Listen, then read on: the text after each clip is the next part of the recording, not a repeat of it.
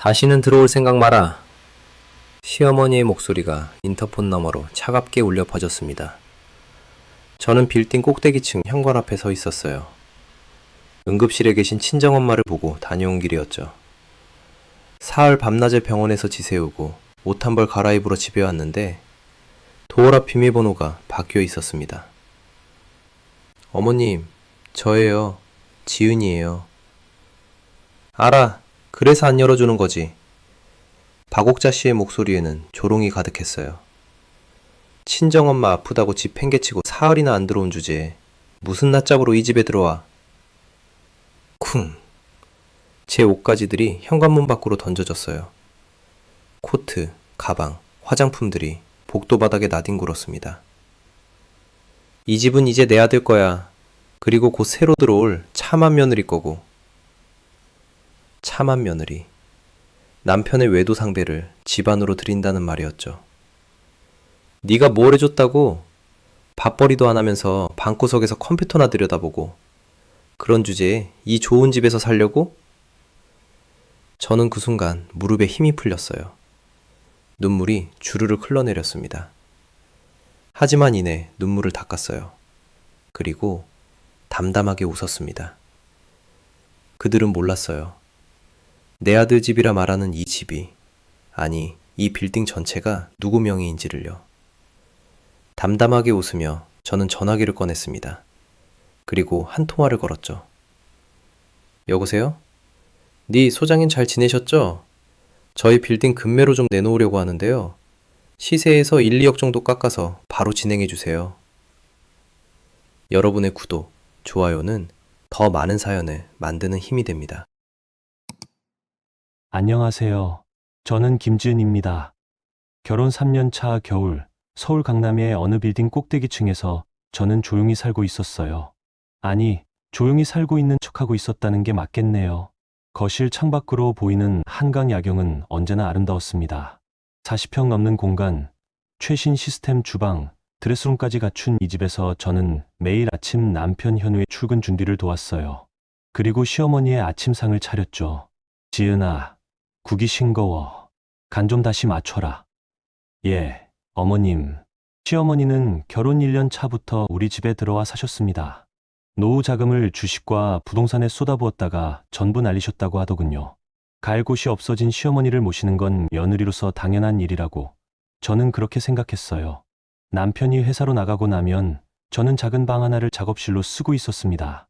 2대의 모니터 앞에 앉아 주식 차트를 분석하고 부동산 시장 동향을 정리했죠.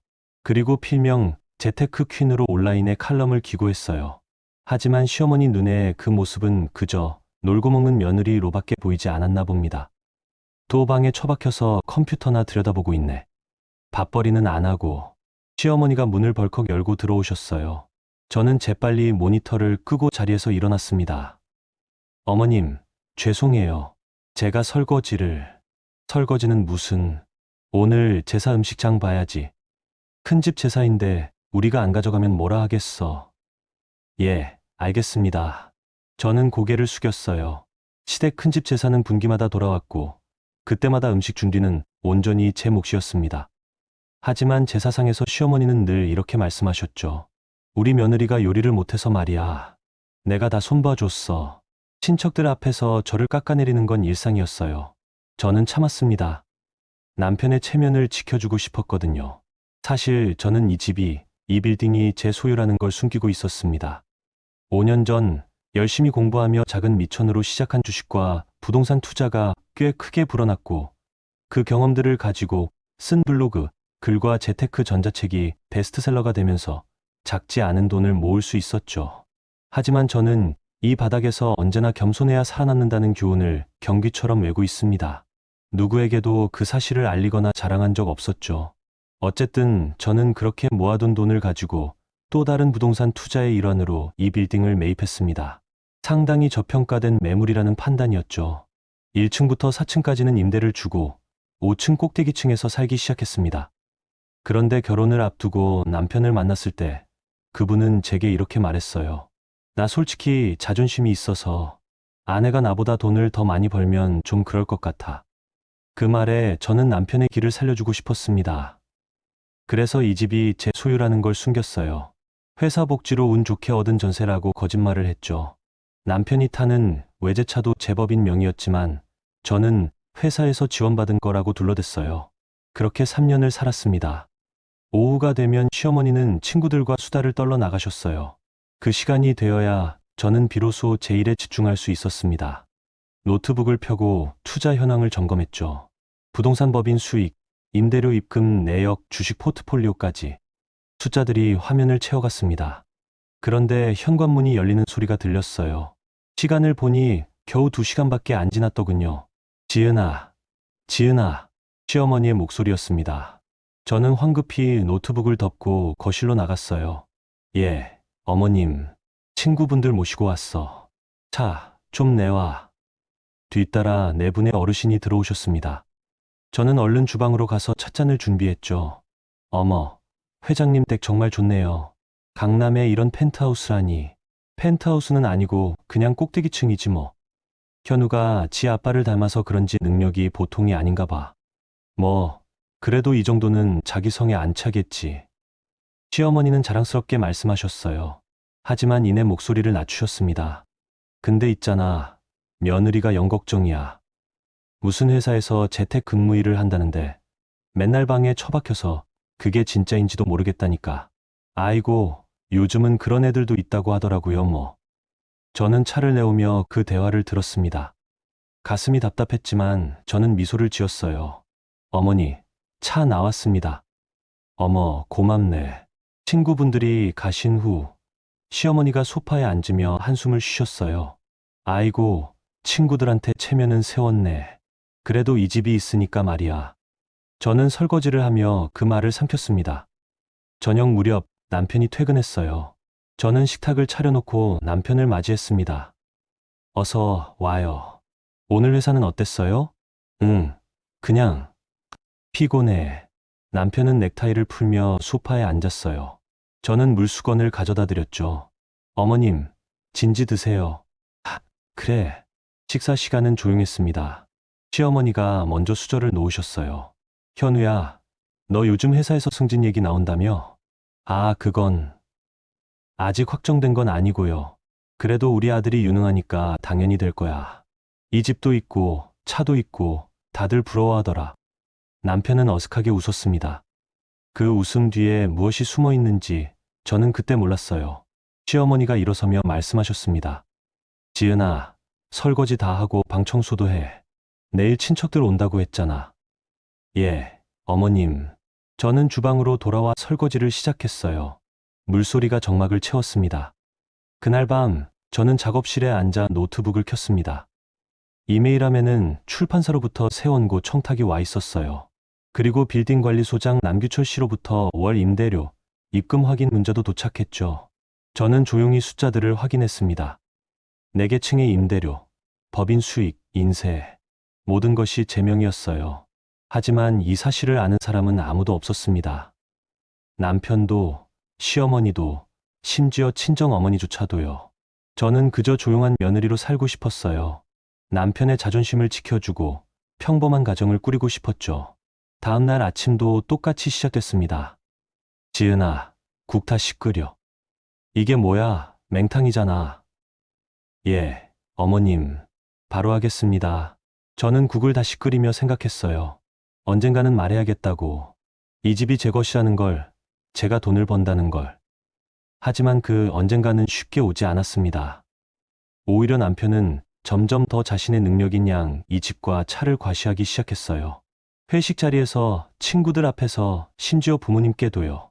형님, 요즘 잘 나가시나 봐요? 이 차 최신형 아니에요? 아, 이거 회사에서 지원해줬어. 실적이 좋아서. 남편의 거짓말은 점점 커져갔습니다. 그리고 저는 그 거짓말을 바로잡을 타이밍을 놓쳤어요. 겨울이 깊어갈수록 저는 이상한 기분을 느꼈습니다. 뭔가 잘못 흘러가고 있다는 느낌. 하지만 그때는 정확히 무엇이 문제인지 몰랐어요. 저는 그저 참았습니다. 시어머니의 구박을, 남편의 무관심을, 제 자신의 침묵을요. 그렇게 결혼 3년 차 겨울이 지나가고 있었습니다. 아무 일도 일어나지 않을 것처럼요. 그날은 새벽이었습니다. 휴대폰 진동이 베개 밑에서 울렸어요. 잠결에 화면을 보니 친정 동생 번호였습니다. 새벽 4시. 심상치 않았죠. 여보세요? 누나. 엄마가. 동생 목소리가 떨리고 있었어요. 엄마가 쓰러지셨어. 지금 응급실이야. 빨리 와. 머릿속이 하얘졌습니다. 저는 이불을 박차고 일어나 옷장으로 달려갔어요. 손이 떨려서 외투를 제대로 짚지도 못했습니다. 뭐야? 왜 이래? 옆에서 자던 남편이 눈을 비볐어요. 엄마가 쓰러지셨대요. 병원 가야 해요. 지금? 새벽인데? 저는 대답할 겨를도 없이 옷을 챙겼습니다. 가방도 없이 그냥 휴대폰과 지갑만 주머니에 쑤셔 넣었죠. 거실로 나가려는데 방문이 열렸어요. 시어머니였습니다. 이 새벽에 뭐 하는 거야? 어머님, 제 엄마가 응급실에. 지금 당장 가봐야 해요. 응급실. 그래서 집 나가겠다고? 시어머니가 현관문 앞을 막아섰어요. 어머님, 제발요. 엄마가 위급하시대요. 그래도 며느리가 새벽에 집을 나가면 어떡해. 내 아들 아침은 누가 차려? 저는 귀를 의심했습니다. 어머님, 지금 제 엄마 목숨이 위급한 상황이에요. 목숨이 위급하면 의사들이 알아서 하겠지. 넌 여기서 해야 할 일부터 해. 아침상 차려놓고 가든가. 시어머니의 눈빛은 차가웠어요. 저는 눈물이 핑 돌았습니다. 여보, 저는 남편을 불렀어요. 남편이 방에서 나왔습니다. 여보, 좀 말려줘요. 제 엄마가. 알았어. 근데 엄마 말씀도 일리가 있잖아. 아침은 차려놓고 가면 안 돼. 남편의 말에 저는 할 말을 잃었습니다. 지금 뭐라고 하신 거예요? 아니, 나도 출근해야 되는데 밥은 먹어야 되잖아. 1시간만 늦게 가면 안 돼? 저는 남편의 얼굴을 멍하니 바라봤어요. 이 사람이 정말 제 남편이 맞나 싶었습니다. 제 엄마가 죽어가고 있어요. 지금 당장 가야 한다고요. 목소리가 갈라졌어요. 눈물이 주르륵 흘러내렸죠. 시어머니가 코웃음을 쳤습니다. 죽어간다는 게 확실해? 그냥 쓰러졌다는 거잖아. 과장하지 마. 어머님. 뭐야, 목소리는 왜 높여? 시어머니한테 대드는 거야? 저는 더 이상 참을 수 없었어요. 시어머니를 밀치고 현관문으로 달려갔습니다. 저 미친년 봐라. 시어머니를 밀어? 뒤에서 시어머니의 고함이 들렸지만 저는 뒤돌아보지 않았어요. 엘리베이터를 타고 지하주차장으로 내려갔죠. 차 시동을 걸며 손이 덜덜 떨렸습니다. 눈물이 계속 흘러서 앞이 잘 보이지 않았어요. 병원까지는 30분 거리였습니다. 새벽 도로는 한산했지만 제게는 영원처럼 느껴졌어요. 응급실에 도착했을 때 동생이 복도에서 기다리고 있었습니다. 누나, 엄마 어디 있어? 지금 응급수술 들어가셨어. 뇌출혈이래. 의사 선생님이 위중하시다고. 동생의 말에 무릎이 꺾였어요. 복도 벤치에 주저앉았습니다. 뇌출혈. 그 단어가 머릿속을 맴돌았어요. 어떻게 된 거야? 엄마 어제까지 멀쩡하셨잖아. 새벽에 화장실 가시다가 쓰러지신 것 같아. 내가 이상한 소리 듣고 나가봤더니 동생도 울먹이고 있었습니다. 수술실 앞 빨간 불이 켜져 있었어요. 저는 그 불을 하염없이 바라봤습니다. 시간이 얼마나 지났을까요? 수술실 문이 열리고 의사 선생님이 나오셨어요. 보호자분이시죠? 네, 딸입니다. 일단 수술은 마쳤습니다. 하지만 상태가 좋지 않으셔서 중환자실로 옮겨야 할 것 같습니다. 의식은 돌아오실까요? 지금으로서는 지켜봐야 합니다. 72시간이 고비예요. 의사 선생님의 말이 끝나자마자 저는 그 자리에서 무너졌어요. 동생이 저를 붙잡았습니다. 누나, 정신 차려. 엄마 살아계셔. 응. 미안해. 저는 눈물을 닦았어요. 정신을 차려야 했습니다. 엄마가 중환자실로 옮겨지고 저는 면회 시간을 기다렸어요. 산소호흡기에 의지한 엄마의 모습을 보는 순간 또다시 눈물이 쏟아졌습니다. 엄마, 일어나세요. 제발. 하지만 엄마는 대답이 없었어요. 모니터에서 삐하는 소리만 규칙적으로 울렸죠. 저는 엄마 손을 꼭 잡았습니다. 차갑고 작은 손이었어요. 그때 휴대폰이 울렸어요. 남편이었습니다. 저는 받지 않았어요. 2번, 3번 전화가 왔지만 모두 무시했죠. 그러다 문자가 왔습니다. 아침 굶었음. 점심이라도 챙겨놔. 저녁 회식 있어서 늦음. 저는 그 문자를 보고 휴대폰을 내려놨어요. 힘이 쭉 빠졌습니다. 이게 맞나 싶었어요. 제 엄마가 생사를 오가는 상황인데 남편은 밥 걱정을 하고 있다니. 면회 시간이 끝나고 저는 중환자실 밖 보호자 대기실로 나왔습니다. 동생이 커피를 건네줬어요. 누나, 좀 먹어. 아무것도 안 먹었잖아. 고마워. 커피를 한 모금 마셨지만 목으로 넘어가지 않았어요. 누나, 매형한테 연락했어? 응. 뭐래? 저는 대답하지 못했습니다. 동생은 제 표정만 봐도 알았는지 한숨을 쉬었어요. 그날 하루, 이틀, 사흘을 저는 병원을 떠나지 않았습니다. 간이 침대에 누워 눈을 감아도 잠이 오지 않았어요. 엄마의 산소호흡기 소리가 귓가에 맴돌았죠. 시어머니로부터는 아무 연락도 없었습니다. 남편은 간간히 문자만 보냈어요. 회사 일 바빠서 못 가. 장모님 괜찮으시지? 저녁 먹었어? 집 언제 들어와? 저는 답장하지 않았어요. 답장할 기력도 의지도 없었습니다. 사흘째 되던 날 동생이 말했어요. 누나, 집 좀 다녀와. 씻고 옷도 갈아입어야지. 응. 저는 무거운 몸을 일으켰습니다. 거울을 보니 눈이 퉁퉁 부어 있었어요. 병원을 나서며 생각했습니다. 옷 갈아입고 바로 돌아오면 되겠지. 1시간이면 충분할 거예요. 택시를 타고 집으로 향했어요. 창밖 풍경이 지나갔지만 눈에 들어오지 않았습니다. 꼭대기층 앞 복도에 도착했을 때 저는 현관문 앞에 섰어요. 비밀번호를 눌렀습니다. 삑삑. 문이 열리지 않았어요. 다시 눌러봤습니다. 삑삑삑. 틀렸다는 신호음이 울렸죠. 저는 가슴이 철렁 내려앉았어요. 비밀번호를 바꿨나? 왜? 인터폰을 눌렀습니다. 잠시 후 화면에 시어머니의 얼굴이 나타났어요. 어머님, 저예요. 지은이에요. 문 좀 열어주세요. 인터폰 속 시어머니의 얼굴에는 미소가 번져 있었습니다.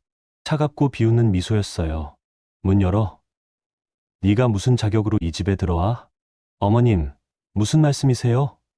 저 옷 좀 갈아입으러. 옷? 친정 엄마 죽어가니까 정신줄 났냐? 사흘이나 집 비워놓고 이제 와서 오시라고? 시어머니의 목소리가 점점 날카로워졌어요. 어머님, 제발요. 엄마 상태가 위중하셔서. 위중하면 병원에나 있지. 왜 여기 와? 살림 팽개친 며느리가 어디 있어. 그 순간 현관문이 열렸습니다. 하지만 시어머니가 나온 게 아니었어요. 제 옷가지들이 복도로 던져졌습니다. 코트 한 벌, 청바지 몇 장, 화장품, 그리고 제가 아끼던 책들이 바닥에 나뒹굴었어요. 어머님, 이게 무슨 짓이에요? 저는 소리쳤습니다. 하지만 시어머니는 계속 짐을 던졌죠. 무슨 짓? 쓸데없는 거 치우는 거지. 넌 이제 이 집 사람 아니니까. 뭐라고요? 이 집은 이제 현우랑 새로 들어올 차만애가 쓸 거야. 넌 썩 꺼져. 차만애. 그 단어에 머리가 멍해졌어요. 차만. 애요. 그래. 현우가 제대로 된 여자 만났더라. 내처럼 집안일도 못하고 방구석에 처박혀만 있는 애 말고. 시어머니의 말이 귀에 꽂혔습니다. 네가 그동안 뭐 했어? 밥벌이도 안 하면서 집안일도 제대로 못하고 컴퓨터나 들여다보고 앉아서. 저는 일을. 무슨 일? 돈이나 벌었어. 쥐꼬리만 한 용돈이나 받았으면서. 저는 할 말을 잃었어요. 사실 저는 남편에게 용돈을 받은 적이 없었습니다. 제 돈으로 모든 생활비를 댔죠. 하지만 남편과 시어머니는 그걸 남편이 번 돈인 줄 알고 있었어요. 어머님, 제발 말씀 좀 들어보세요. 제가 설명? 필요 없어. 현우한테 다 들었어. 네가 얼마나 게으르고 무능한지. 시어머니가 문을 확 닫으려 했어요. 저는 재빨리 손을 뻗어 문을 잡았습니다. 어머님, 이 집은 뭐? 내 아들 거지. 시어머니가 제 손을 밀쳐냈어요. 저는 비틀거렸습니다. 이 집 이제 내 아들 거다. 네가 무슨 권리로 여기 들어와? 쾅! 문이 닫혔어요. 저는 복도 바닥에 주저앉았습니다. 던져진 옷가지들이 주위에 흩어져 있었어요. 손이 떨렸어요. 다리에 힘이 풀렸죠. 눈물이 주르륵 흘러내렸습니다. 제 삶이 이 복도 바닥처럼 산산조각 나는 기분이었어요. 얼마나 그렇게 앉아 있었을까요? 옆집 문이 열리는 소리가 들렸습니다. 누군가 저를 보고 있었어요. 저는 황급히 눈물을 닦고 일어났습니다. 바닥에 널린 옷가지들을 주워 담았죠. 손이 계속 떨렸어요. 제대로 짚지도 못했습니다. 그때 휴대폰이 울렸어요. 동생이었습니다. 누나, 엄마 깨어나셨어. 빨리 와. 진짜. 응. 의사 선생님이 기적이라고 하셨어. 빨리 와봐. 저는 흩어진 짐을 비닐봉지에 대충 쓸어 담고 엘리베이터로 뛰어갔어요. 택시를 잡아 타고 병원으로 향했습니다. 창밖 풍경이 흘러갔지만 저는 아무것도 보이지 않았어요. 머릿속이 복잡했습니다. 엄마가 깨어나셨다는 기쁨, 그리고 방금 전 복도에서 당한 모욕이 뒤섞여 있었죠. 병원에 도착해 중환자실로 뛰어갔어요. 유리창 너머로 엄마가 눈을 뜨고 계셨습니다. 산소호흡기는 여전히 달려 있었지만 눈동자가 움직이고 있었어요. 엄마. 저는 면회실로 들어가 엄마 손을 잡았습니다. 엄마가 저를 보고 입술을 움직이셨어요. 소리는 나지 않았지만 제 이름을 부르시는 것 같았어요. 엄마, 제가 여기 있어요. 괜찮으세요? 눈물이 또 쏟아졌습니다. 하지만 이번엔 기쁨의 눈물이었어요. 의사 선생님이 들어오셨습니다. 다행히 의식이 돌아오셨네요. 하지만 아직 안심할 단계는 아닙니다. 앞으로 몇 주간 집중 치료가 필요해요. 네, 선생님, 감사합니다. 저는 고개를 숙였어요. 엄마가 다시 저를 보셨습니다. 입술이 움직였죠. 안. 엄마, 말씀하시면 안 돼요. 쉬셔야 해요. 엄마 눈에서 눈물이 흘러내렸어요. 저는 그 눈물을 닦아드렸습니다. 엄마는 아무 잘못 없어요. 그냥 빨리 나으세요. 제발요. 엄마가 제 손을 꼭 쥐셨어요. 작고 약한 힘이었지만 그 안에 엄마의 마음이 담겨 있었습니다. 면회 시간이 끝나고 저는 중환자실 밖으로 나왔어요. 동생이 기다리고 있었습니다. 누나, 엄마 정말 다행이다. 응. 근데 누나, 얼굴이 왜 그래? 울었어? 저는 고개를 돌렸어요. 동생에게 말할 수 없었습니다. 제가 집에서 쫓겨났다는 걸. 아니야. 엄마 깨어나셔서 기뻐서 그래. 그래? 근데 짐은 왜 챙겨온 거야? 동생이 제 옆에 놓인 비닐봉지를 가리켰어요. 그냥 며칠 더 있을 것 같아서. 그럼 우리 집에서 자. 병원 근처니까. 응, 그럴게. 저는 억지로 미소를 지었습니다. 그날 밤, 동생 집 작은 방에 누워 천장을 바라봤어요. 시어머니의 말이 귀에 맴돌았습니다. 이 집 이제 내 아들 거다. 저는 비웃음이 나왔어요. 차갑고 서늘한 웃음이었죠. 그들은 몰랐습니다. 그 집이 누구 명의인지, 그 빌딩이 누구 소유인지. 저를 쫓아낸 그 순간부터 그들은 무단 침입자가 된 거예요. 저는 가방에서 노트북을 꺼냈습니다.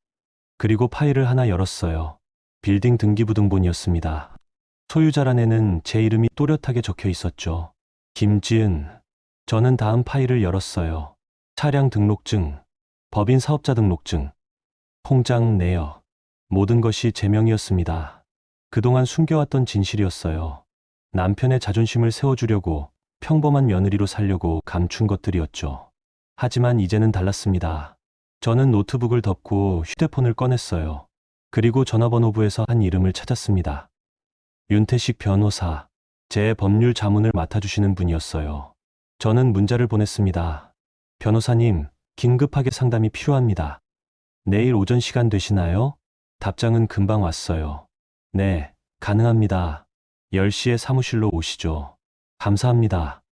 저는 휴대폰을 내려놓고 다시 천장을 바라봤어요. 눈물이 흐르지 않았습니다. 대신 입가에 차가운 미소가 번졌죠. 시어머니는 말했습니다. 이 집 이제 내 아들 거다라고. 하지만 그 말은 곧 자신의 무덤을 파는 주문이 될 거예요. 저는 눈을 감았습니다. 내일부터 모든 게 달라질 거예요.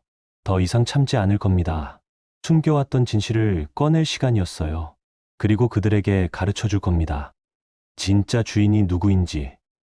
병원 보호자 침상은 좁고 딱딱했습니다. 저는 잠들지 못하고 천장의 형광등을 바라봤어요. 희미한 빛이 복도에서 새어 들어왔죠. 옆 침대에서는 다른 보호자가 코를 골고 있었습니다. 중환자실 쪽에서는 모니터 소리가 규칙적으로 삐하고 울렸어요. 저는 조용히 일어나 복도로 나갔습니다. 자판기 앞에 섰어요. 커피 버튼을 눌렀지만 나온 커피는 마시지 않았습니다. 그냥 손에 쥐고 있었죠. 휴대폰을 꺼냈어요. 남편으로부터 온 문자들을 다시 읽어봤습니다. 집 언제 들어와? 회사 일 바빠서 못 가. 어머니가 화나셨으니 빨리 들어와서 사과해. 마지막 문자가 어젯밤에 왔더군요. 사과하라고요. 제가요? 저는 휴대폰을 끄려다가 말았어요. 대신 통화 기록을 확인했습니다. 지난 사흘간 남편은 저에게 단 한 번도 전화하지 않았어요. 문자만 몇 통 보냈을 뿐이었죠. 제 엄마가 생사를 오가는 상황에서요. 저는 커피를 한 모금 마셨습니다. 차갑고 쓴맛이 입안에 퍼졌어요. 그때 중환자실에서 간호사가 나왔습니다. 보호자분 계세요? 네. 여기요. 면회 시간 아니지만 환자분이 깨어나셨어요. 잠깐 들어가 보시겠어요? 네. 저는 서둘러 중환자실로 들어갔어요. 엄마가 눈을 뜨고 계셨습니다. 저를 보고 미소 지으려 하셨지만 산소호흡기 때문에 제대로 웃지 못하셨어요. 엄마, 깨어 계셨어요? 저는 엄마 손을 잡았습니다. 엄마가 천천히 고개를 끄덕이셨어요. 아파요? 불편하신 데 없으세요? 엄마가 제 손을 꼭 쥐셨습니다. 그리고 입술을 움직이셨죠. 소리는 나지 않았지만 저는 알 수 있었어요. 미안해. 엄마가 또 그 말을 하고 계셨습니다. 엄마, 미안할 게 뭐가 있어요. 그냥 빨리 나으세요. 엄마 눈에서 눈물이 흘러내렸어요. 저는 그 눈물을 닦아드렸습니다. 엄마는 아무 잘못 없어요. 제가 더 잘할게요. 이제 걱정 마세요. 엄마가 고개를 저으셨어요. 그리고 제 손을 잡은 채 눈을 감으셨습니다. 저는 한참을 그렇게 서 있었어요. 엄마의 숨소리를, 모니터 소리를 들으며요. 간호사가 조용히 말했습니다. 환자분 피곤하실 거예요. 나가 계시는 게 좋을 것 같아요. 네. 저는 엄마 손을 살며시 놓고 중환자실을 나왔습니다. 복도에 다시 혼자 섰어요. 휴대폰을 보니 새벽 4시였습니다. 저는 보호자 대기실로 돌아가지 않고 병원 로비로 내려갔어요. 24시간 편의점에서 생수를 하나 사서 밖으로 나갔습니다. 차가운 새벽 공기가 얼굴을 스쳤어요. 병원 앞 벤치에 앉아 하늘을 올려다봤습니다. 별은 보이지 않았어요. 서울 하늘은 언제나 밝았죠. 저는 가방에서 노트북을 꺼냈어요. 그리고 파일들을 하나씩 열어봤습니다. 빌딩 등기부등본, 차량 등록증, 법인 사업자 등록증, 통장 내역, 그리고 지난 3년간의 생활비 지출 기록까지요. 모든 것이 제 명이었습니다. 저는 숫자들을 하나씩 확인했어요. 빌딩 임대료 수입, 법인 수익, 저작권 인세, 주식 배당금. 매달 안정적으로 들어오는 돈이었죠. 그 돈으로 생활비를 댔고 남편의 외제차 할부금을 냈고 시댁제사 비용을 댔습니다. 시어머니가 친구들과 여행 갈 때도 제가 돈을 드렸어요. 물론 남편이 드린 것처럼 위장해서요. 저는 비웃음이 나왔습니다. 제가 번 돈으로 제가 모욕당하고 제 집에서 제가 쫓겨나다니. 노트북을 덮고 휴대폰을 꺼냈어요. 그리고 빌딩 관리소장 남규철 씨에게 전화를 걸었습니다. 여보세요, 소장님. 김지은입니다. 죄송합니다. 이른 시간에. 아, 사장님. 무슨 일이세요? 남규철 소장은 저를 사장님이라고 불렀습니다. 빌딩 소유주니까요. 혹시 최근 며칠간 5층 출입 기록 확인 가능하신가요? 네, 가능합니다. 필요하시면 CCTV 영상도 드릴 수 있어요. 감사합니다. 그리고 한 가지 더. 현관 도어락 비밀번호가 변경된 기록도 있나요? 아, 그거요? 3일 전에 변경되었더라고요. 저희가 하지 않았는데 이상하다 싶었어요. 그렇군요. 혹시 누가 변경했는지 확인 가능한가요? CCTV를 보면 알 수 있을 겁니다. 필요하시면 자료 정리해 드릴까요? 네, 부탁드립니다. 오늘 오전 중에 법무법인으로 보내주시겠어요? 알겠습니다, 사장님. 전화를 끊고 저는 다시 휴대폰을 내려다봤어요. 윤태식 변호사와의 약속은 오전 10시였습니다. 저는 시계를 봤어요. 새벽 5시. 아직 시간이 남았죠. 병원으로 돌아가 간이 침대에 누웠습니다. 눈을 감았지만 잠은 오지 않았어요. 대신 지난 3년이 영화처럼 지나갔습니다. 결혼식 날 남편은 말했어요. 지은아, 나 진짜 행복해. 네가 내 아내가 되어줘서 고마워. 그때는 진심이었을까요? 신혼여행에서 돌아온 후 시어머니가 짐을 들고 집에 오셨을 때도 저는 웃으며 맞이했어요. 어머님, 편히 지내세요. 이 집이 어머님 집이에요. 정말 어리석은 말이었죠. 1년 차, 2년 차, 3년 차. 시간이 갈수록 저는 점점 더 작아졌습니다. 시어머니의 구박을 참았고 남편의 무관심을 견뎠어요. 제가 번 돈으로 그들의 체면을 세워주고 제 집에서 그들에게 대접받았죠. 왜 그랬을까요? 사랑해서? 아니면 그저 편한 게 좋아서? 저는 눈을 떴습니다. 아니에요. 저는 비겁했던 거예요. 진실을 말할 용기가 없었던 겁니다. 남편이 상처받을까봐, 시어머니가 실망할까봐, 가족이 깨질까봐요. 하지만 그 비겁함이 오히려 더 큰 상처를 만들었습니다. 저는 일어나 세면대로 갔어요. 거울 속 제 얼굴을 바라봤습니다. 눈이 퉁퉁 부어 있었어요. 머리는 산발이었고 얼굴은 창백했죠. 하지만 눈빛만은 달랐습니다. 예전처럼 흔들리지 않았어요. 대신 차갑고 단단한 무언가가 자리 잡고 있었습니다. 저는 찬물로 세수를 했어요. 그리고 거울 속 제게 말했습니다. 이제 그만 참아. 아침 9시 저는 병원을 나섰어요. 동생에게 잠깐 다녀오겠다고 말하고 택시를 잡아탔습니다. 법무법인은 강남역 근처에 있었어요. 고층 빌딩 15층이었죠. 엘리베이터를 타고 올라가며 심장이 두근거렸습니다. 하지만 두려움은 아니었어요. 오히려 시원한 느낌이었죠. 법무법인 문을 열고 들어가자 윤태식 변호사가 나와서 맞아주셨어요.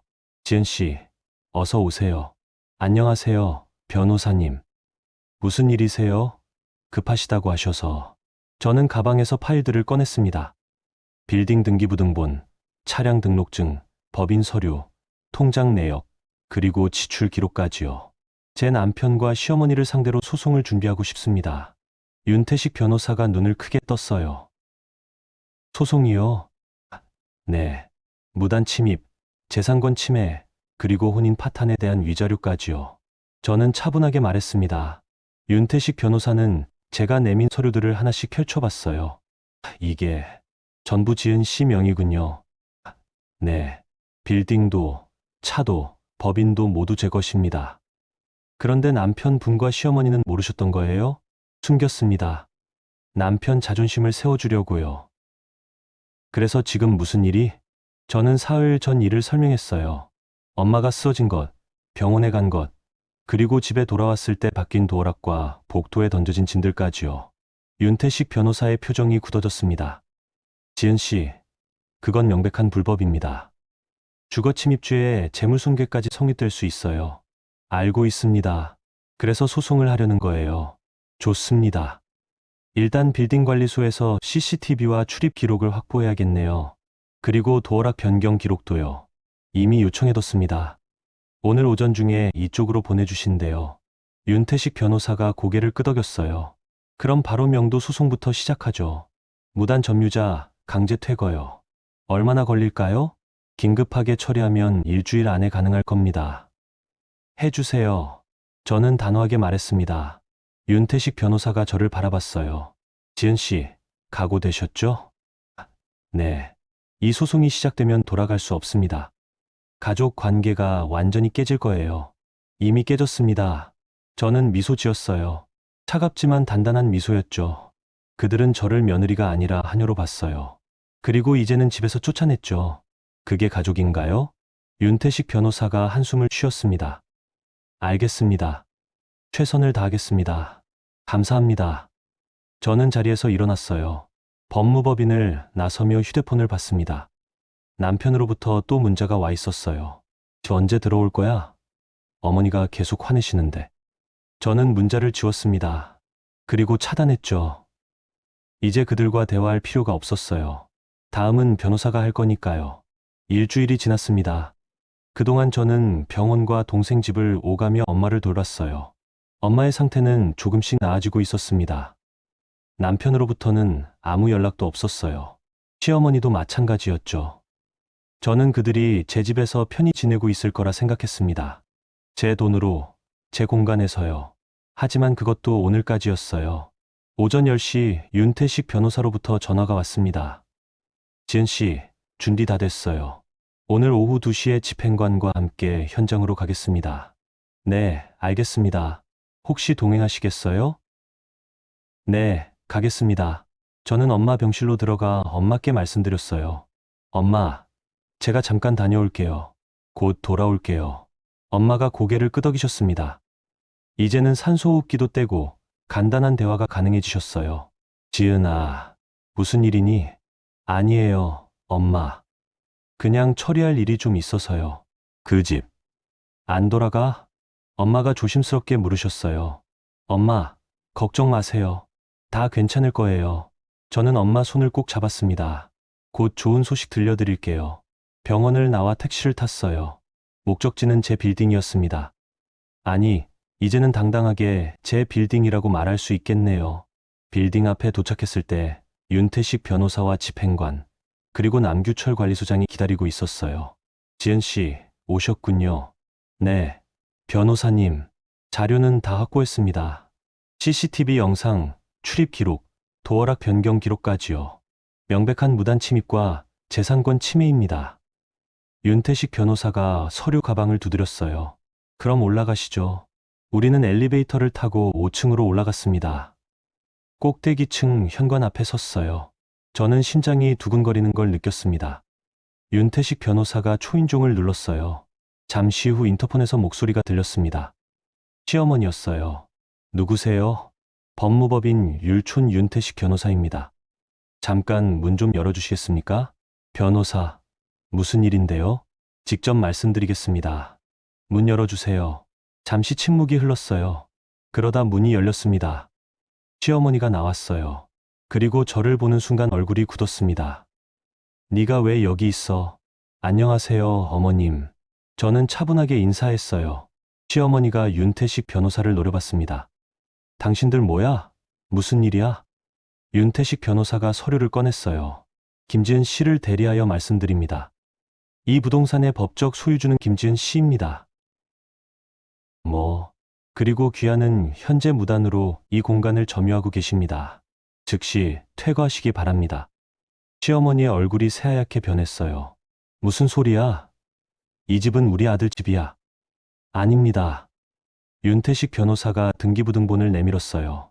이 빌딩의 소유주는 김지은 씨입니다. 전체 빌딩이요. 1층부터 5층까지 전부요. 시어머니가 등기부를 받아들었어요. 손이 떨리고 있었죠. 이게 무슨 소유자란을 보십시오. 김지은, 귀하의 며느리분입니다. 시어머니의 얼굴이 점점 일그러졌어요. 말도 안 돼. 지은이가 무슨 돈으로 이 빌딩을. 그건 중요하지 않습니다. 중요한 건 법적 소유주가 김지은 씨라는 사실입니다. 집행관이 나섰어요. 지금부터 강제 집행을 시작하겠습니다. 귀하의 소지품을 챙기실 시간을 드리겠습니다. 잠깐만, 현우한테 연락해야 돼. 시어머니가 황급히 휴대폰을 꺼냈어요. 현우야, 지금 당장 집으로 와. 큰일 났어. 전화기 너머로 남편의 목소리가 들렸습니다. 엄마, 무슨 일이에요? 지금 회사인데. 집이 지은이 거래. 빌딩이 지은이 거라고. 지금 쫓겨난대. 뭐라고요? 남편의 목소리가 떨렸어요. 지금 당장 와. 어떡하냐. 전화가 끊겼습니다. 시어머니가 저를 노려봤어요. 네가 감히. 어머님. 저는 조용히 말했어요. 일주일 전 어머님이 저한테 하신 말씀 기억하세요? 이 집 이제 내 아들 거다. 썩 꺼져라고 하셨죠. 그런데 알고 보니 이 집 주인은 저였어요. 빌딩 전체가 제 거예요. 시어머니의 입이 떡 벌어졌어요. 그럼 그동안, 네, 그동안 제 집에서 사신 거예요. 제 돈으로 생활하신 거고요. 저는 미소 지었습니다. 차갑고 단단한 미소였어요. 그런데 저를 쫓아내셨잖아요. 그것도 제 집에서요. 지은아, 미안해. 내가 잘못했어. 몰랐어. 시어머니가 갑자기 태도를 바꿨어요. 나도 화가 나서 그랬던 거야. 진짜 미안해. 다시 생각해보자. 응? 안 됩니다. 윤태식 변호사가 단호하게 말했어요. 이미 법적 절차가 시작되었습니다. 그리고 귀하는 3일 전 도어락 비밀번호를 무단으로 변경하고 김지은 씨의 소지품을 훼손했습니다. 이는 재물손괴죄에 해당됩니다.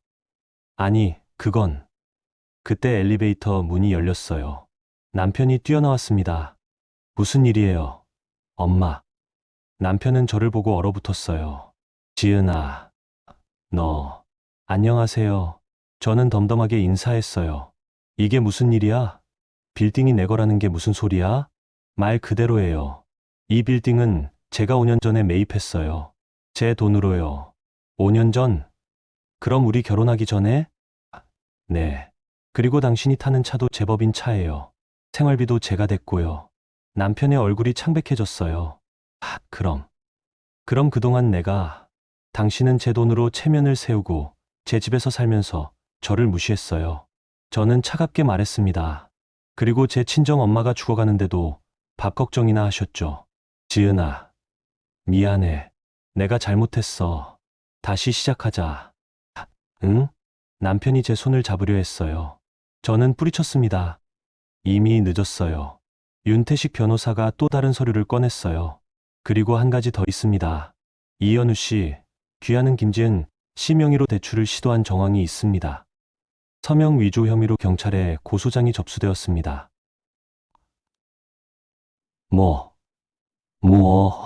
그리고 혼인 관계 파탄에 대한 위자료, 청구, 소송도 준비 중입니다. 상간녀로 추정되는 한서린 씨도 함께요.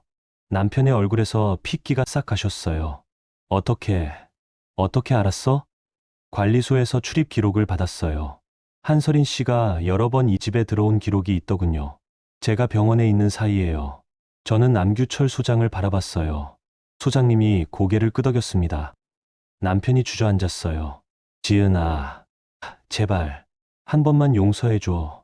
용서요? 저는 비웃음을 터뜨렸어요. 당신이 저한테 한 게 뭔데요?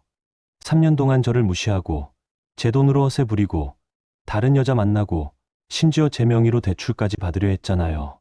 미안해. 정말 미안해. 미안하다고 다 되는 게 아니에요. 집행관이 시계를 봤어요. 30분 드렸습니다. 짐 챙기시죠. 시어머니와 남편은 어쩔 수 없이 집 안으로 들어갔어요. 저는 그들을 따라 들어가지 않았습니다. 복도에서 기다렸죠. 30분 후, 그들은 큰 가방 2개를 들고 나왔어요. 시어머니는 울고 있었고, 남편은 고개를 숙인 채 아무 말도 하지 않았습니다. 어디 갈 데라도 있어요? 저는 무심하게 물었어요. 고시원이라도 알아봐야지. 남편이 작은 목소리로 대답했어요. 그러세요. 그리고 차 키 주세요. 차.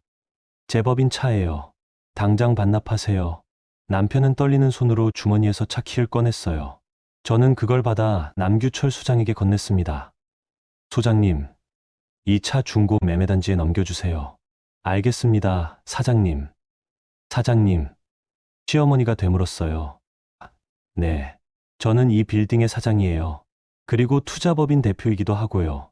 저는 당당하게 말했습니다. 시어머니가 입을 다물지 못했어요. 그럼 그동안 네. 제가 다 벌었어요. 그리고 당신들은 제 돈으로 살았어요. 남편이 고개를 들었어요. 지은아, 나 정말 몰랐어. 네가 이렇게 대단한 사람인 줄. 몰랐다고요? 저는 코웃음을 쳤어요. 알려고 한 적 있었어요? 제가 뭘 하는지, 어떻게 사는지 관심이라도 가져본 적 있나요? 당신은 저를 그저 편한 며느리, 순한 아내로만 봤어요. 그리고 저도 바보같이 그 역할을 했고요. 저는 그들을 마지막으로 바라봤어요.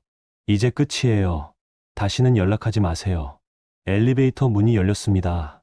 시어머니와 남편은 가방을 끌고 안으로 들어갔어요. 문이 닫히는 순간 시어머니의 울음소리가 들렸습니다. 저는 그 소리를 들으며 아무 감정도 느끼지 않았어요. 대신 가슴이 시원했습니다. 윤태식 변호사가 어깨를 두드렸어요. 수고하셨습니다. 지은 씨. 아니에요. 변호사님이 수고하셨죠. 저는 현관문을 열고 집 안으로 들어갔어요. 3년 만에 돌아온 제 집이었습니다. 거실은 여전히 아름다웠어요. 하지만 곳곳에 그들의 흔적이 남아 있었죠. 저는 창문을 활짝 열었습니다. 찬 바람이 들어왔어요. 소장님, 청소업체 불러주세요. 전부 새로 정리하겠습니다. 알겠습니다, 사장님. 저는 창밖을 바라봤어요. 한강이 보였습니다. 이제 시작이에요. 진짜 제 인생이요. 그날 저녁 저는 집을 청소업체에 맡기고 다시 병원으로 돌아왔어요. 엄마 병실로 들어가자 엄마가 미소 지으며 저를 맞아주셨습니다. 다녀왔어? 네. 엄마, 무슨 일 있었어? 얼굴이 좀 밝아 보이는데. 저는 엄마 옆에 앉았어요. 엄마, 제가 이제 집으로 돌아갈 수 있어요. 진짜? 다행이다. 엄마가 안심한 표정을 지으셨어요. 저는 엄마 손을 잡았습니다. 엄마, 사실 말씀드릴 게 있어요. 뭔데? 저, 이혼할 거예요. 엄마의 눈이 커졌어요. 이혼? 지은아, 무슨 일이 있었니? 저는 그동안 있었던 일을 차근차근 설명했어요. 시어머니의 구박, 남편의 외도, 그리고 제가 숨겨왔던 재산까지요. 엄마는 말없이 제 이야기를 들으셨습니다. 그리고 눈물을 흘리셨어요. 미안해, 지은아. 엄마가 너한테 미안해. 엄마, 왜 미안해요? 엄마가 가난하게 키워서 네가 시댁에서 고생한 거잖아. 아니에요, 엄마. 엄마 잘못 아니에요. 저는 엄마를 꼭 안았습니다. 저는 괜찮아요. 이제 다 정리할 거예요. 엄마가 고개를 끄덕이셨어요. 그래. 네가 행복하면 그게 제일 좋은 거야. 다음 날부터 저는 본격적으로 일을 시작했어요.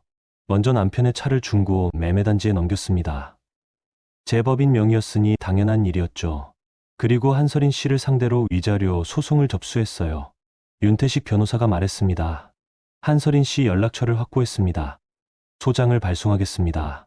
고맙습니다, 변호사님. 며칠 후 한서린 씨로부터 전화가 왔어요. 여보세요, 김지은 씨죠? 목소리가 떨리고 있었습니다. 네, 맞습니다. 저, 저 정말 몰랐어요. 현우 씨가 결혼했다는 걸. 거짓말하지 마세요. 출입 기록 다 있어요. 그리고 그 사람이 당신한테 뭐라고 했든 상관없습니다. 법적으로 처리할 거예요. 제발요. 저도 속은 거예요. 현우 씨가 이혼 준비 중이라고 했어요. 그렇다 해도 법은 법입니다. 변호사와 상담하세요. 전화를 끊었어요. 한서린 씨는 계속 전화를 걸어왔지만 저는 받지 않았습니다. 며칠 후 윤태식 변호사로부터 연락이 왔어요. 지은 씨, 한서린 씨 측에서 합의를 요청했습니다. 합의요? 네. 위자료를 지불하겠다고 합니다. 얼마를 제시했나요? 5천만 원입니다. 저는 잠시 생각했어요. 받겠습니다.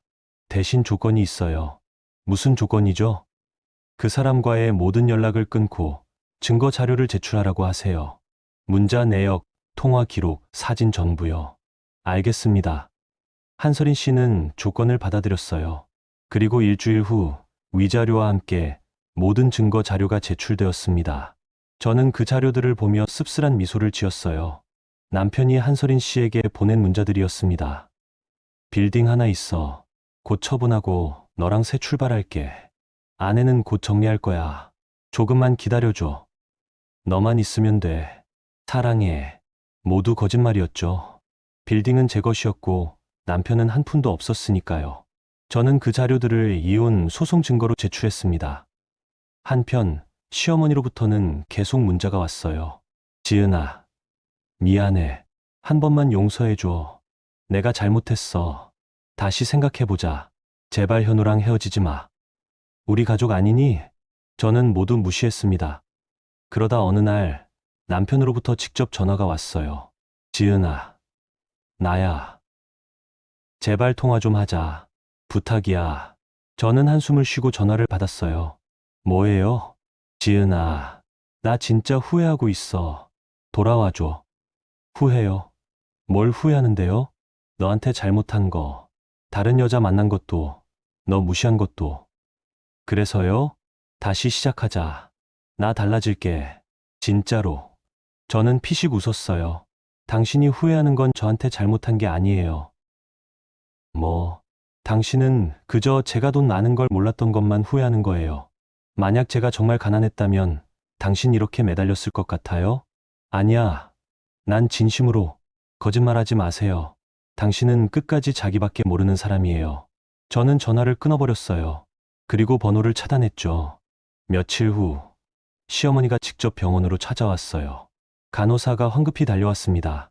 보호자님, 밖에 할머니 한 분이 오셨는데 시어머니라고 하시는데요. 들어오지 못하게 해주세요. 네, 알겠습니다. 하지만 시어머니는 포기하지 않았어요. 복도에서 소리를 질렀죠. 지은아, 지은아, 나야, 문 좀 열어줘. 저는 병실 문을 열고 나갔습니다.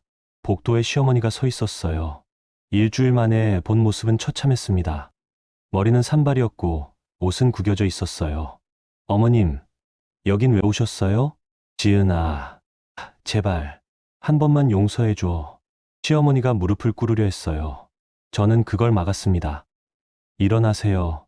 다른 환자분들한테 패 끼쳐요. 지은아, 내가 잘못했어. 진짜 미안해. 다시 생각해줘. 무엇을 다시 생각하라는 거예요? 현우랑 헤어지지 말아줘. 제발. 저는 고개를 저었어요. 어머님, 이미 끝났어요. 아니야, 아직 안 끝났어. 이혼 소송 취하해줘. 안 됩니다. 왜 안 돼? 시어머니가 소리를 질렀어요. 다른 보호자들이 쳐다봤습니다. 조용히 하세요, 어머님. 여긴 병원이에요. 난 상관없어. 너 때문에 현우가 직장도 잃었어. 차도 빼앗겼어. 이제 갈 데도 없다고. 그건 당신이 자초한 일이에요. 자초한 게 아니야. 네가 너무 냉정한 거야. 저는 시어머니를 똑바로 바라봤어요. 어머님, 제가 냉정한가요? 그럼 가족인데 이럴 수 있어? 가족이요? 저는 비웃음을 터뜨렸어요. 어머님, 제 친정 엄마가 죽어가는데 밥상 차리라고 한 게 누구예요? 병원 갔다 왔더니 집에서 쫓아낸 게 누구고요? 그건 내가 화가 나서. 화가 나면 다 되는 거예요. 3년 동안 저한테 하녀처럼 굴고 모욕하고 무시한 것도 화가 나서 한 거예요? 시어머니가 말문이 막혔어요. 어머님, 저는 어머님을 용서할 수 없어요. 절대로요. 지은아, 그리고 다시는 저한테 연락하지 마세요. 법적으로 처리하겠습니다. 저는 돌아서서 병실로 들어갔어요. 뒤에서 시어머니의 울음소리가 들렸지만 저는 뒤돌아보지 않았습니다. 병실 안에서 엄마가 걱정스러운 눈으로 저를 바라보셨어요. 지은아, 괜찮니? 네, 엄마. 괜찮아요. 저는 엄마 옆에 앉았습니다. 이제 정말 다 끝났어요. 엄마가 제 손을 꼭 잡으셨어요. 우리 딸, 고생 많았다. 아니에요, 엄마. 이제 시작이에요. 저는 창밖을 바라봤어요. 해가 지고 있었습니다. 하지만 내일은 또 해가 뜰 거예요. 그리고 그 내일은 제 것이 될 겁니다. 석 달이 흘렀습니다. 엄마는 완전히 회복하셔서 퇴원하셨어요. 저는 엄마를 모시고 새로 정리한 펜트하우스로 돌아왔습니다. 지은아, 여기가 내 집이구나. 엄마가 거실을 둘러보시며 놀란 표정을 지으셨어요. 네, 엄마. 이제 여기서 같이 살아요. 이렇게 좋은 집을. 엄마는 정말 몰랐어. 괜찮아요. 엄마. 이제 알았으니까요. 저는 엄마를 안방으로 안내했습니다. 엄마를 위해 새로 꾸민 방이었어요. 한편 현우 씨와 박옥자 씨의 소식은 윤태식 변호사를 통해 들려왔어요. 지은 씨, 이현우 씨가 직장에서 해고되었답니다. 명예 도용 사건이 알려지면서요. 그렇군요. 그리고 박옥자 씨는 지금 고시원에서 지내고 있다고 합니다. 저는 아무 말도 하지 않았어요. 동정도, 죄책감도 느껴지지 않았습니다.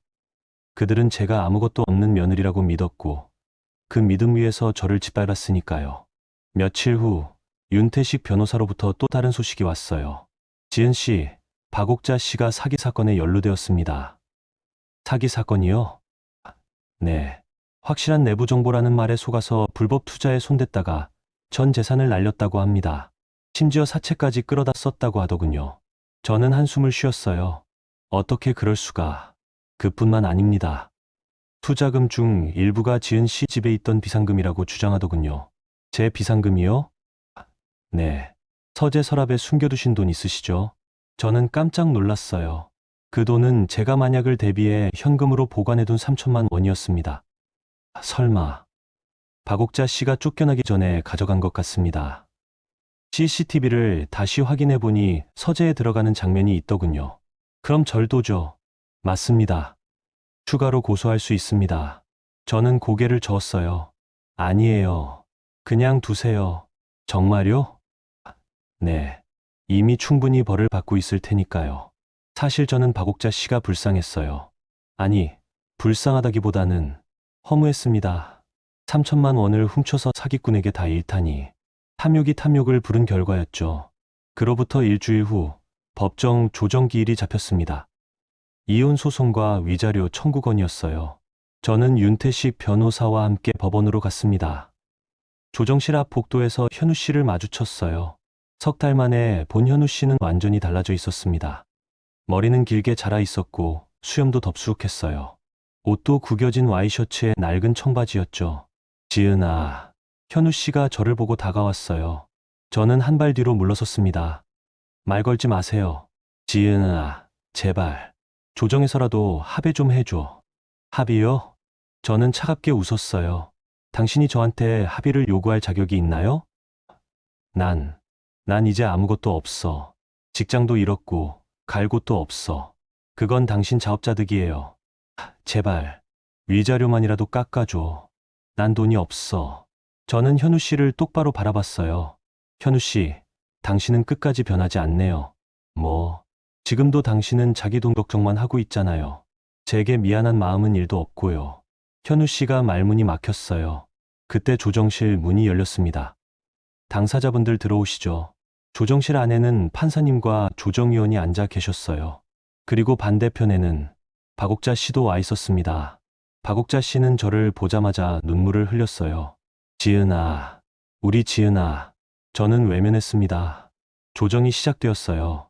판사님이 서류를 보시며 말씀하셨습니다. 원고 김지은 씨는 피고 이현우 씨를 상대로 이혼 및 위자료 3억 원을 청구하셨고, 혼인, 파탄의 원인으로 피고의 외도와 정서적 학대를 주장하고 계십니다. 네, 맞습니다. 저는 단호하게 대답했어요. 판사님이 현우 씨를 보셨습니다. 피고 측 입장은 현우 씨의 변호사가 일어났어요. 국선 변호사였습니다. 피고는 외도 사실을 인정하나 위자료 3억은 과도하다고 주장합니다. 피고는 현재 무직 상태이며 지불 능력이 없습니다. 원고 측은? 윤태식 변호사가 서류를 제출했어요. 피고는 원고 명의로 대출을 시도한 사실이 있으며 이는 명예 도용에 해당됩니다. 또한 피고의 외도 상대 한설인 씨로부터 받은 증거 자료를 제출합니다. 서류가 판사님께 전달되었어요. 현우 씨와 한설인 씨의 문자 내역, 통화 기록, 그리고 사진들이었죠. 판사님이 서류를 보시며 고개를 끄덕이셨습니다. 피고의 귀책 사유가 명백하네요. 현우 씨가 고개를 숙였어요. 그때 박옥자 씨가 갑자기 일어났습니다. 판사님, 제 말 좀 들어주세요. 앉으세요. 귀하는 당사자가 아닙니다. 아니에요. 전 현우 어머니예요. 제 말 들어주세요. 판사님이 한숨을 쉬셨어요. 무슨 말씀이신지 간단히 하세요. 지은이가 나쁜 애예요. 남편한테 자기가 돈 많은 것도 안 알려주고 우릴 속였어요. 저는 어이가 없어서 웃음이 나왔어요. 판사님도 황당한 표정을 지으셨습니다. 부인이 본인 재산을 공개하지 않은 것이 잘못인가요? 그렇죠. 부부잖아요. 숨기면 안 되죠. 법적으로 혼인 전 재산은 개인 재산입니다. 공개 의무가 없습니다. 하지만 앉으세요. 더 이상 발언하시면 퇴정 명령을 내리겠습니다. 박옥자 씨는 억울한 표정으로 앉았어요. 조정이 계속되었습니다. 판사님이 말씀하셨어요. 피고 측에서 합의 의사가 있으신가요? 현우 씨의 변호사가 대답했어요. 위자료를 5천만 원으로 조정해 주신다면 합의하겠습니다. 원고 측은? 윤태식 변호사가 고개를 저었어요. 불가합니다. 3억은 합당한 금액입니다. 피고는 지불 능력이 분할 지급으로 하겠습니다. 10년간 매월 250만 원씩요. 현우 씨가 벌떡 일어났어요. 250만 원. 그럼 제가 어떻게 살아요? 그건 피고가 알아서 하실 일입니다. 판사님이 말씀하셨어요. 원고 측 주장이 타당합니다. 피고는 취업 후 분할 지급하시면 됩니다. 판사님, 전 지금 일자리도 없어요. 어떻게? 그것 역시 피고 귀책입니다. 명예도용으로 해고되셨으니까요. 현우 씨는 주저앉았어요. 조정은 결렬되었습니다. 결국 재판으로 가기로 했죠. 조정실을 나오는데 박옥자 씨가 제 앞을 막아섰어요. 지은아, 제발. 현우 좀 살려줘. 비켜주세요, 어머님. 우리가 잘못했어. 정말 잘못했어. 그러니까 제발. 저는 박옥자 씨를 피해 걸어갔어요. 뒤에서 박옥자 씨의 목소리가 들렸습니다. 넌 냉혈한이야. 인종머리 없는 년. 저는 걸음을 멈췄어요. 그리고 뒤돌아봤습니다. 어머님, 그 말 그대로 돌려드릴게요. 뭐, 제 친정 엄마가 죽어가는데 밥상 차리라던 분이 누구죠? 인정머리가 있으셨나요? 박옥자 씨의 얼굴이 하얗게 질렸어요. 그리고 제가 냉혈한이라고요? 어머님은 3년 동안 저한테 어떻게 하셨는데요? 그건 이제 와서 피해자 코스프레 하지 마세요. 어머님이 뿌린 씨앗을 거두는 거예요. 저는 더 이상 말하지 않고 법원을 나섰습니다. 밖에서 윤태식 변호사가 기다리고 있었어요. 수고하셨습니다. 지은 씨, 변호사님도요. 재판은 한 달 후입니다. 승소 확실합니다. 감사합니다. 저는 택시를 타고 집으로 돌아왔어요. 엄마가 거실에서 기다리고 계셨습니다. 지은아, 어떻게 됐어? 잘 됐어요. 엄마, 걱정 마세요. 저는 엄마 옆에 앉았어요. 창밖으로 한강이 보였습니다. 엄마, 우리 이제 행복하게 살아요. 엄마가 제 손을 꼭 잡으셨어요. 그래, 우리 딸 고생 끝났다. 저는 엄마를 안았습니다. 따뜻하고 포근했어요. 그날 밤, 저는 노트북을 열어 이메일을 확인했어요. 새 투자 제안서가 와 있었습니다. 그리고 출판사로부터 두 번째 책 계약 제안도 왔더군요. 저는 미소 지으며 답장을 썼어요. 검토 후 연락드리겠습니다. 창밖을 보니 서울의 야경이 반짝이고 있었어요. 저는 이제 두렵지 않았습니다. 제 인생은 제가 만들어가는 거니까요. 3년이 흘렀습니다. 2025년 봄, 서울 강남 한복판에 새로운 빌딩이 준공되었어요. 15층 규모의 오피스 빌딩이었죠. 1층에는 카페와 갤러리가, 2층부터 13층까지는 임대 사무실이, 그리고 14층과 15층은 제 회사 사옥이 들어섰습니다. 건물 입구에는 이렇게 쓰여 있었어요. JK Investment and Consulting. 제 이니셜을 딴 회사명이었습니다. 준공식 날 아침, 저는 엄마와 함께 빌딩 앞에 섰어요. 지은아, 정말 대단하다. 우리 딸이 이렇게 큰 빌딩을. 엄마가 눈물을 글썽이셨어요. 엄마, 울지 마세요. 기쁜 날이잖아요. 그래, 기쁜 날이지. 엄마는 완전히 회복하셔서 이제는 저보다 더 건강하셨어요. 매일 아침 산책을 하시고 친구분들과 취미 활동도 하셨죠. 준공식장에는 많은 사람들이 모였습니다. 거래처 대표들, 출판사 관계자들, 그리고 투자자들이었어요. 윤태식 변호사도 와 계셨고 남규철 수장님도 오셨습니다. 축하드립니다, 사장님. 감사합니다, 소장님. 남규철 수장님은 이제 새 빌딩의 총괄관리소장이 되셨어요. 옛날 생각하면 정말 감개무량합니다. 그러게요. 그때 소장님이 많이 도와주셨죠. 아닙니다. 사장님이 혼자 다 하신 거죠. 저는 미소 지었어요. 준공식이 시작되었습니다. 테이프 커팅을 하고 건물 내부 투어를 했어요. 모두들 감탄했습니다. 지은 씨, 정말 멋지네요. 이 나이에 이런 빌딩을 소유하다니 대단합니다. 칭찬이 쏟아졌지만 저는 겸손하게 받아들였어요. 다들 도와주신 덕분입니다. 오후가 되어 행사가 끝나고 저는 15층 사장실로 올라갔어요. 넓은 사무실, 한강이 보이는 창문, 그리고 벽면 가득한 책들이었습니다. 책장에는 제가 쓴 책도 있었어요. 2권이나요. 재테크 퀸의 부동산 투자 전략, 혼자서도 괜찮아 여성을 위한 경제적 자립 가이드. 두 번째 책은 제 경험을 바탕으로 쓴 책이었어요. 이혼 후 홀로 서는 여성들을 위한 실용서였죠. 책은 베스트셀러가 되었고 강연 요청도 많이 들어왔습니다. 저는 창밖을 바라봤어요. 서울 시내가 한눈에 들어왔습니다. 그때 노크 소리가 들렸어요. 사장님, 손님 오셨습니다. 비서가 말했어요. 누구죠? 이름은 안 밝히셨는데 꼭 만나야 한다고 하시네요. 저는 고개를 갸웃했어요. 들어오라고 하세요. 문이 열렸습니다. 그리고 들어온 사람을 보고 저는 깜짝 놀랐어요. 한서린 씨였습니다. 3년 만이었죠. 한서린 씨, 안녕하세요. 지은 씨. 한서린 씨는 예전과 달라져 있었어요. 화려한 옷 대신 수수한 정장을 입고 있었고 표정도 많이 차분해졌더군요. 무슨 일이세요? 축하드리러 왔어요. 새 빌딩 준공하신 거. 감사합니다. 저는 어색하게 대답했어요. 한서린 씨가 소파에 앉으며 말했습니다. 사과하러 왔어요. 늦었지만요. 사과요? 네. 3년 전 일. 정말 죄송했어요. 변명은 안 할게요. 제가 잘못했어요. 저는 한서린 씨를 바라봤어요. 진심으로 보였습니다. 받아들이겠습니다. 고맙습니다. 한서린 씨가 가방에서 명함을 꺼냈어요. 저 이제 작은 카페 운영해요. 혼자 힘으로요. 명함을 보니 서린 카페라고 쓰여 있었습니다. 잘 되셨네요. 지은 씨 덕분이에요. 제 덕분이요? 지은 씨 책 읽고 정신 차렸어요. 혼자서도 괜찮아요. 남자한테 기대지 말고 내 인생은 내가 만들어야 한다는 거. 그 책에서 배웠어요. 저는 놀랐어요. 제 책을 읽으셨어요? 네. 여러 번 읽었어요. 그리고 돈 모아서 카페 열었죠. 한서린 씨가 미소 지었어요.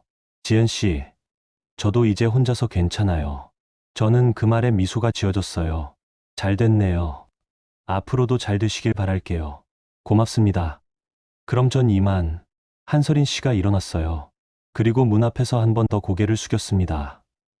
정말 죄송했어요. 그리고 롤모델이 되어주셔서 감사해요.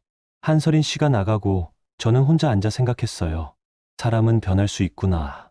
한서린 씨처럼요. 하지만 어떤 사람들은 끝까지 변하지 않죠. 며칠 후 남규철 소장으로부터 연락이 왔어요. 사장님, 건물 밖에 수상한 사람이 계속 서성이고 있습니다. 수상한 사람요? 네. CCTV로 확인했는데 이현우 씨 같습니다. 저는 한숨을 쉬었어요. 알겠습니다. 제가 내려갈게요. 빌딩 밖으로 나가니 현우 씨가 멀리서 서 있었어요. 3년 만에 본 현우 씨는 처참했습니다.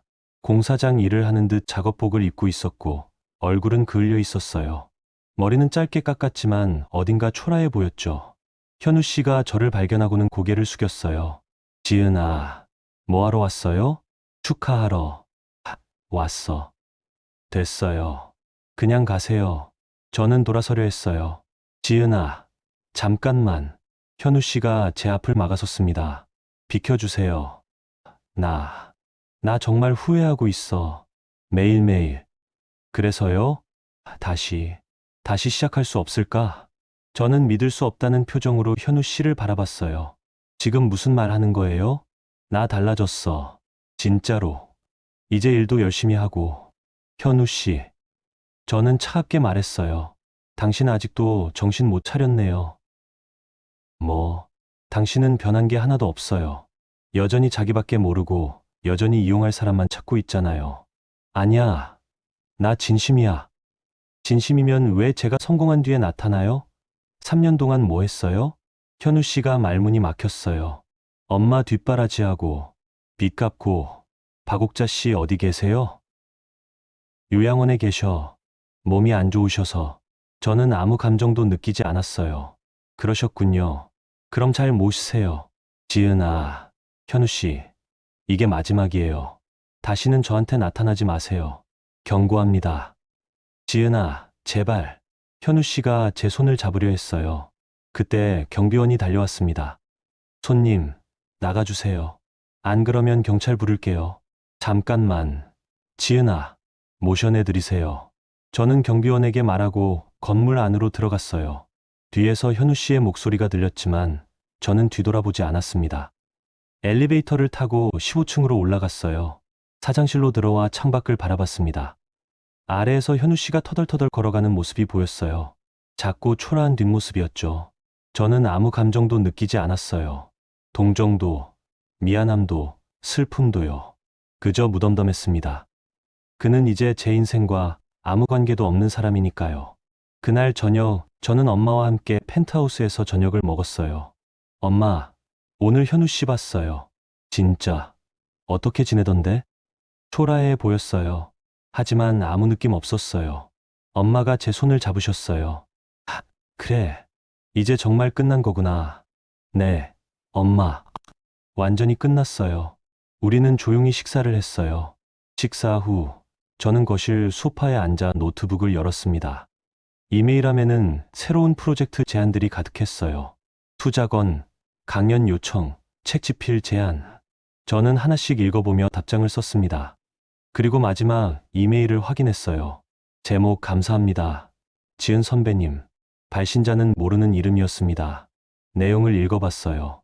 안녕하세요. 저는 3년 전 이혼한 30대 여성입니다. 당시 아무것도 없이 쫓겨나 막막했는데 선배님 책을 읽고 용기를 얻었어요. 지금은 작은 가게를 운영하며 혼자 잘 살고 있습니다. 선배님께 꼭 감사 인사를 전하고 싶었어요. 앞으로도 많은 여성들에게 희망이 되어주세요. 저는 미소 지으며 답장을 썼어요. 응원 감사합니다. 당신도 충분히 잘하고 계세요. 앞으로도 힘내세요. 답장을 보내고 저는 창밖을 바라봤어요. 서울의 야경이 반짝이고 있었습니다. 3년 전 저는 복도 바닥에 주저앉아 울었었죠. 하지만 지금 저는 15층 빌딩의 사장실에 앉아 있습니다. 가해자들은 몰락했고 저는 더 높이 올라왔어요. 이게 바로 진짜 복수였습니다. 그들을 직접 짓밟는 게 아니라 그들이 손도 닿지 못할 곳까지 올라가는 것이요. 저는 노트북을 덮고 일어났어요. 엄마 방으로 가서 문을 살짝 열어봤습니다. 엄마가 편안하게 주무시고 계셨어요. 저는 조용히 문을 닫고 제 방으로 돌아왔어요. 침대에 누워 천장을 바라봤습니다. 내일은 또 새로운 하루가 시작될 거예요. 새로운 프로젝트, 새로운 사람들, 새로운 기회들이 기다리고 있겠죠. 저는 두렵지 않았어요. 이제 저는 누구에게도 의지하지 않아도 됩니다. 제 발로 설 수 있으니까요. 제 힘으로 살아갈 수 있으니까요.